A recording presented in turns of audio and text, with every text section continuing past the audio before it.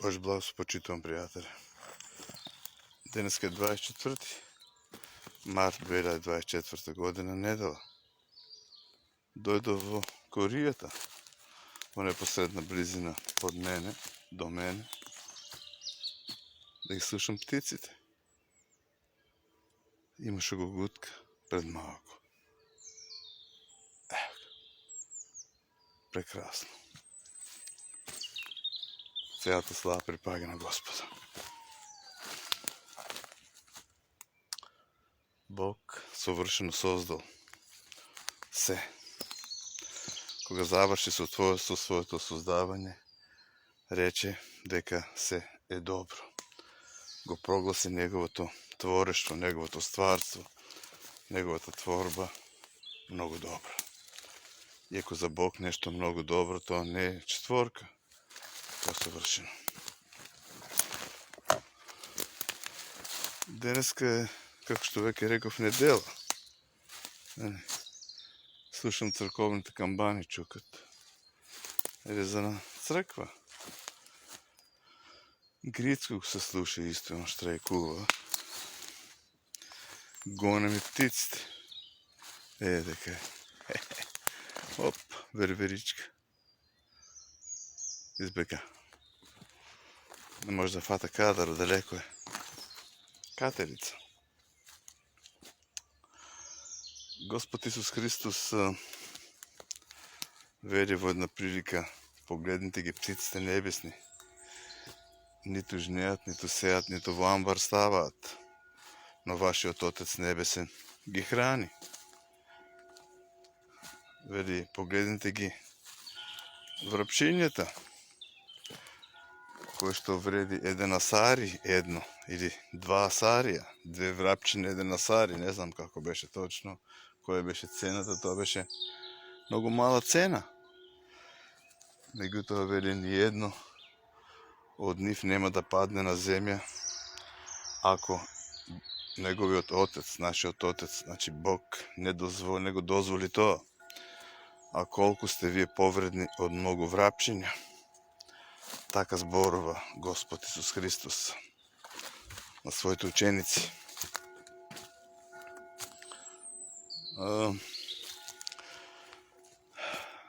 Поуката не е единственото нешто кое што човекот може да го добие со одењето на црковни предавања, проповеди, нели?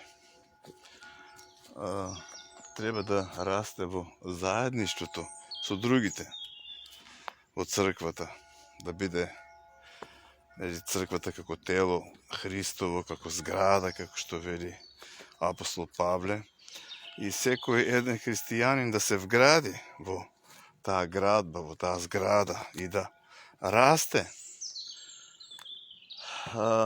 таа зграда со додавање на други камења, живи камења кои што се вградуваат во таа зграда, во таа црква, во тој домострој, како што некои сакат да се изразат.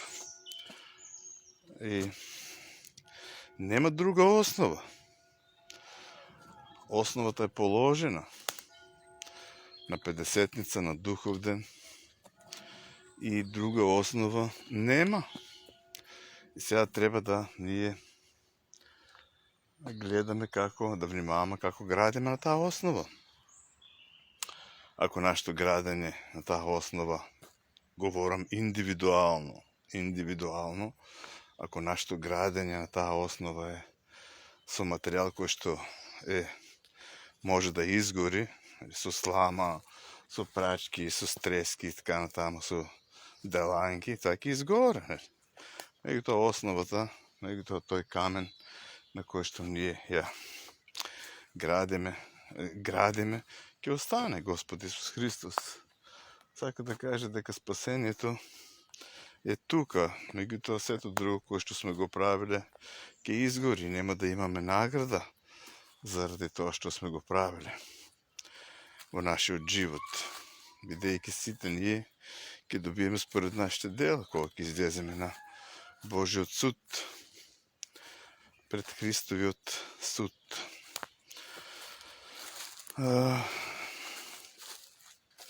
Што сакав да кажам? Заедништвото е тоа што е најпотребно денеска во црквата, бидејќи самото име црква значи заедништво. Заедништво, некои тоа не можат да го разберат, некои црква го поврзуваат со објект, вика ќе одам на црква и ќе влезех во црквата и така натаму. Кој ќе кажеш ќе одам на црква, тоа значи дека одеш на собрание, каде што се собрани луѓе кои што го слават Бога, кои што се имаат иста цел, исти мисли, да го прослават Бога, исто како и ти. Нели? Исто така кога се вели влезех во црквата, сум влезен во заедништво, нели? Со браќа и сестри. Имам заедништво со нив и општам со нив и тие се тука секојаш да ми помогнат, секојаш тука се да ми понудат рака, исто така и јас кон нив. Тоа е смислата на црквата. Не вика јас си одам на црква, вика заради мене, вика јас си одам там, си седнам, си слушам за Господ, многу ме гејде за тај. И шо ме гејде? И шо това? Шо ме гејде? Значи, дек си дојден ти са на кино или на театар или нешто на некоја слушаш тука некој монолог, некој ќе излезе, нешто ќе говори и така натаму. Уво говори човеко, нели?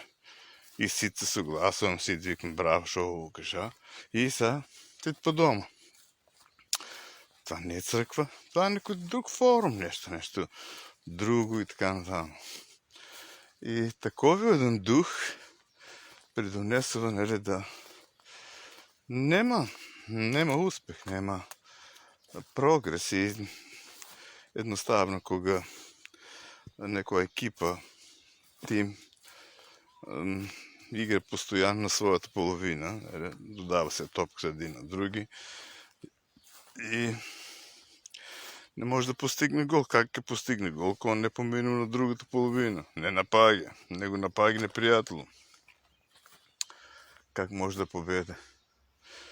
Единствен гол кој што може да го постигне е автогол ќе си дадат, нели, бидејќи многу силно се ја додават еден на друг топката, без никаква нежност, без никакво такво. И наставно или па голмано ќе заспе, досадно му се тук се додава топката, се едни на други, па не знам, па си докажуват еден на друг како треба, шо треба, па си објаснуват еден на друг како требало, шо требало, а никој не презима, нели, како да кажам, да крене, да го порази непријател се, освен тоа непријателот е поразен, треба да даде гол само. Меѓутоа, Грицко многу се бунеше, шо толку? Не сум одел да јадам цабарно, вам гладен е. А исто гладен е, вика дојдеме да се најадеме духовно, вика од црквата и сега Бог ќе ни испрати по нашите домове, ние дома ќе си одеме сега најадени и сето тоа. Има денеска проповеди кои што се на интернет колку што сакаш, каква сакаш проповед, каква сакаш песна ќе си пушташ. Се што му дури има одредни заедништво, нели, преку интернет. Меѓутоа, непосредно контакт со браќа и сестри е, така да кажем, незаменлив. Да бидеш тука со нив, да бидеш, да споделиш мислење, да си кажеш мајките, да исповедаш гревове, да исповедаш гревове, да има на кој да исповедаш гревове и така натаму. Меѓутоа, многу е тенко тоа днеска од црквите и така да. Тоа што треба да го добиеш, што ще е потребно, заедништвото. Ако го нема заедништвото, тогава веќе нема, не мирисе на црква туку, собраваме се тука роднините, пријателите, собраваме се своите и така да, и така натаму. Знае се кој е тука главен и от тук на така веќе нема нещо, нели, да се работа. Крене и се това патва. Одредни евангелизации, нели, одредни. И се това на истата половина се играе, тук се додава топката и ода се поземно, нели, як се клизичките стартове тук се, нели, обавезно, ако некој нещо уйде му ногата и така натаму. Бидејќи одбранбени играчи кои што, нели, кажено е и се појави некој тук што не право одма, нели, клизичи старта, много ли ќе му пукне шоки и ќе го однесат на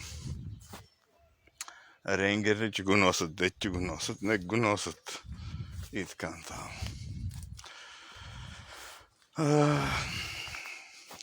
Ниедна јота или црта од законот, вели Господ Исус Христос, нема да се промени се додека не се исполни се.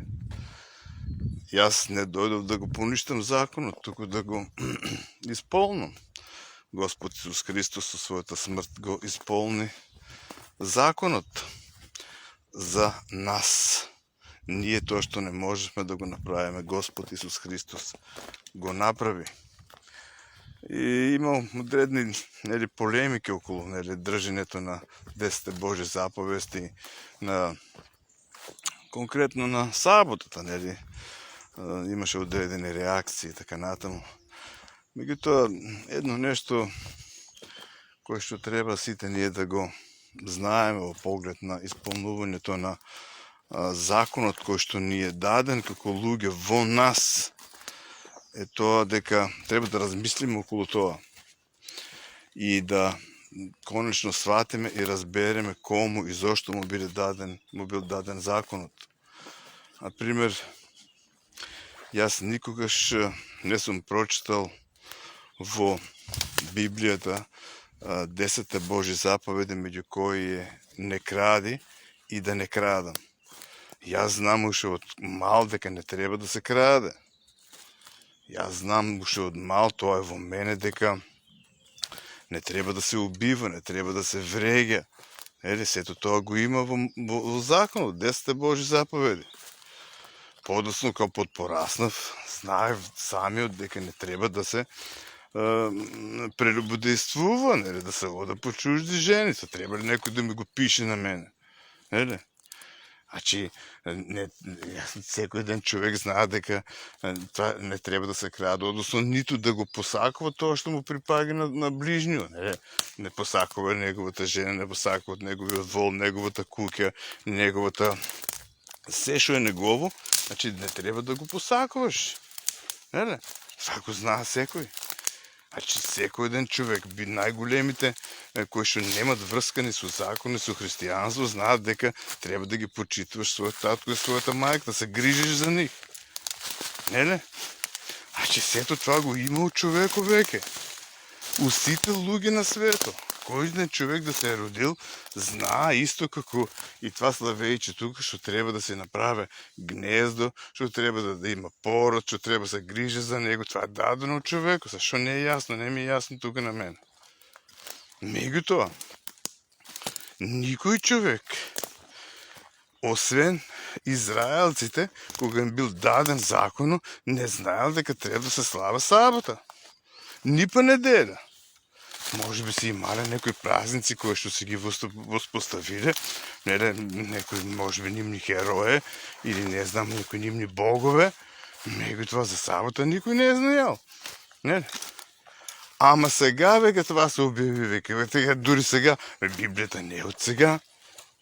Значи тие закони беа дадени на Израел, на нацијата Израел. И убаво е кажено. Да се сеќават, бидејќи беа робови во Египет и дека Бог ги ослободи од египетското робство.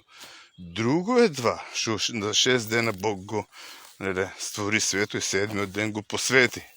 Се одмори во 7-миот ден. Меѓутоа нигде нема таква заповед. Неле? Тука да е кажал на стварането во Битие, дека треба сега сите луѓе во свето, почнувајќи од Адам, да не работят у сабота. Това си е за него. За Бог. Дека он одмори, не заповед на луѓето да одмарат или да светкуват, бидејќи нема таков запис. Ама некои викат, това е по дефолт, това е автоматизъм, това е нормално, това не трябва общо да се поставя, дека прашене дали се светковари сабота или не. Нема такво нещо, не може да видим. Аз и така натам. Значи, така го разбирам аз, това го свайкам това. Сега некои сабота, неделя направили сабота, неделя и ерева Господ възкръснал и мега това, църквите празни и одмарвик, 6 дена работи, 7 одмарвик, неделя 7 ден и па не разбира, не свайки шо и така да некои работи. Мега то како и да е, вика Господ Исус Христос, ако на некој од вас му падна вика овцата или волово ямата, нема да го извада во сабота. И ние треба да се решиме и да одлучиме, ако ставаме еден ден да не работиме, тогава треба да процениме дали воло ни е паднало ямата или не. Ако веќе го направиме тоа, донесеме таква одлука, донесеме решение да не работиме еден ден и да ги задоволуваме сите Божи барања преку заповедите. Меѓутоа, треба сите да ги држиме, не само саботата и по тоа, или неделя и по тоа да се идентификуваме, односно да се покажуваме пред другите дека сме христијани преку одржување на некој ден. Исус Христос вели, кој верува во мене има живот вечен. Верувам Господе Исусе Христе и верувам дека тоа ветување важи и за мене. Таков како што сум, верувам во Господ Исус Христос дека е единствен Спасител и Искупител на светот. Нека е благословено Неговото свето и величествено име. Јас денеска имам, да не се јаме тако, френки ќе садам, има некој корен френки, да не се извијат, да не се разсипат до утре, ќе морам сега да ги садам. Ова е неделя, шо да правам сега? За некој може би тоа е неприфатливо, меѓутоа јас нямам проблем околу това и така да, това е. Нека Бог ги благослови моите домати, така наречени френки. Амин.